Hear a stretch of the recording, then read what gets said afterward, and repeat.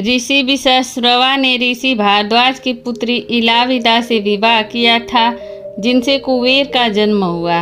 विश्रवा की दूसरी पत्नी कैकसी से रावण, कुंभकर्ण, विभीषण और शूर्पणखा पैदा हुए थे। मंदोदरी से रावण को जो पुत्र मिले उनके नाम है मेघनाथ, महोदर, प्रहस्त, विरूपाक्ष, भीकम, वीर। कहते हैं कि धन्य मालिनी से अतिक्या और त्रिशिरार नामक 2 पुत्र जन्मे, जबकि तीसरी पत्नी के प्रहस्ता, नरांतका और देवांतका नामक पुत्र थे।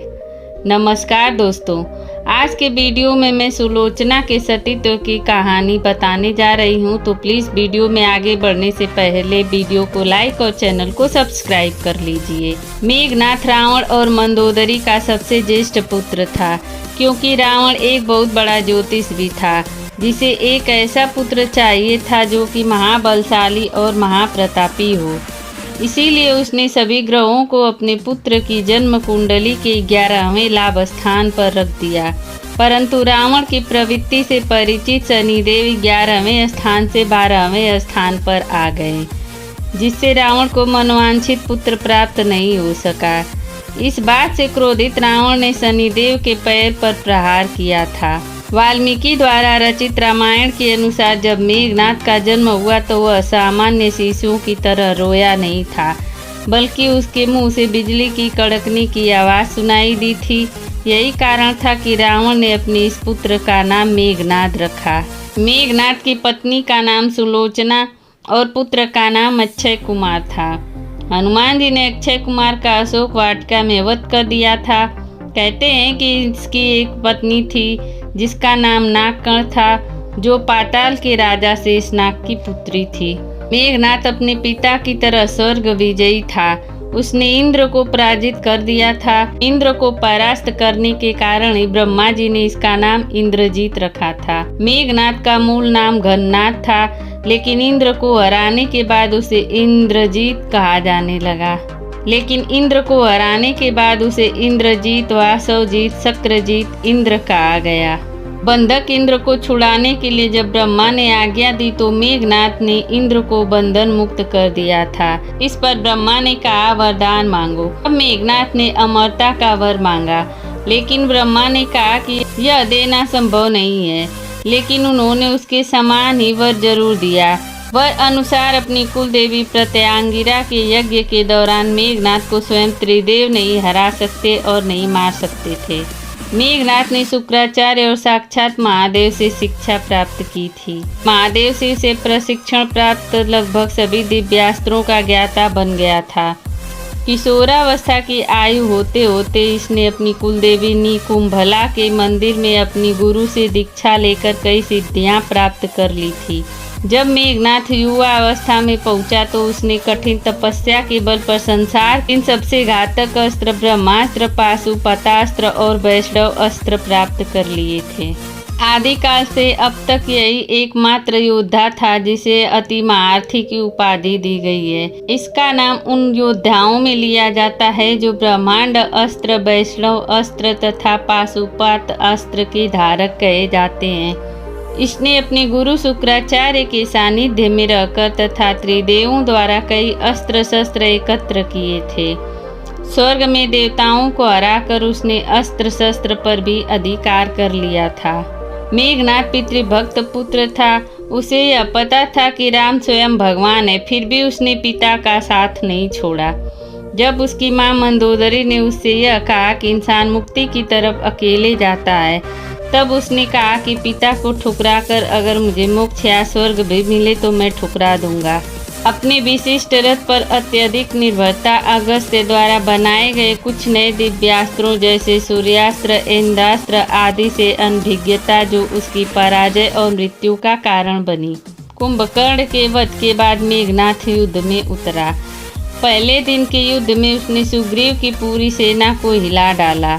राम और लक्ष्मण भी उसकी मायावी शक्ति के सामने बेबस हो चले थे, क्योंकि उसने अपनी कुलदेवी का यज्ञ प्रारंभ करके ही युद्ध घोष किया था, जिसके प्रभाव से उसका रथ अदृश्य हो जाता था। मौका पाकर उसने राम और लक्ष्मण पर नागपाश का प्रयोग किया और दोनों को मूर्छित कर दिया। नागपाश से मूर्छित व्यक्ति अगले दिन का सूरज नहीं देख सकता था। तब हनुमान जी तुरंत गरुड़ भगवान के पास गए और उन्हें लेकर आए। गरुड़ को देख नाग भयभीत हो गए तथा उन्होंने राम तथा लक्ष्मण को मुक्त कर दिया तथा उनकी मूर्छा टूटी। अगले दिन मेघनाथ ने अपनी शक्ति बाण से लक्ष्मण जी को भी मूर्छित कर दिया। तब लक्ष्मण के प्राण बचाने के लिए हनुमान जी लंका से सुषेण वैद्य को उठा लाए। वैद्य ने हनुमान जी को उपाय बताते हुए संजीवनी बूटी लाने के लिए कहा। उस संजीवनी बूटी से ही लक्ष्मण की मूर्छा टूटी। तीसरे दिन विभीषण के कहने पर लक्ष्मण वहां जा पहुंचे जहां मेघनाथ कुलदेवी का यज्ञ करवा रहा था। यज्ञ में कुलदेवी की पूजा करते समय हथियार उठाने को मनाही था, परंतु फिर भी रखे यज्ञ पात्रों की सहायता से मेघनाथ लक्ष्मण से बचते हुए सकुशल लंका पहुंच गया। चौथे दिन मेघनाथ को लक्ष्मण ने वीरगति को प्राप्त कर दिया। इसी युद्ध में लक्ष्मण के घातक बाणों से मेघनाथ मारा गया।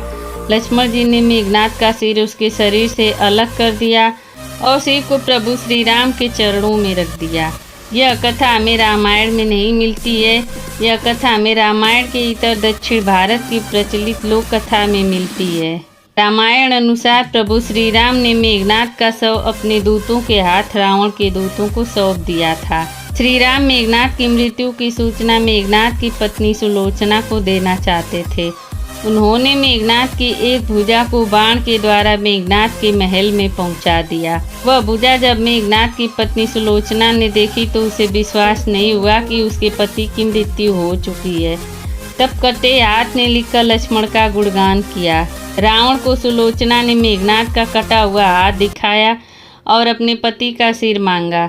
सुलोचना रावण से बोली कि अब मैं एक पल भी जीवित नहीं रहना चाहती, पति के साथ ही सती होना चाहती हूँ।